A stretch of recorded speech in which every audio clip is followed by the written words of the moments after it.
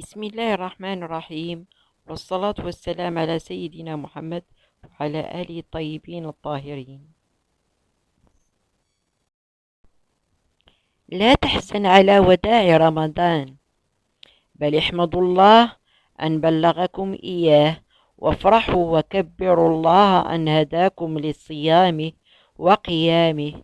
لا تودعوه، بل اصطحبوه إلى باقي عامكم.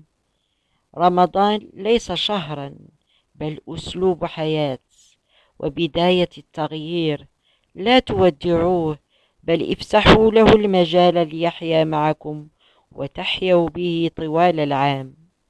الصوم لا ينتهي، القرآن لا يهجر، والمسجد لا يترك. واعبد ربك حتى ياتيك اليقين. جعلنا الله وإياكم من المقبولين ومن عتقائه من النار.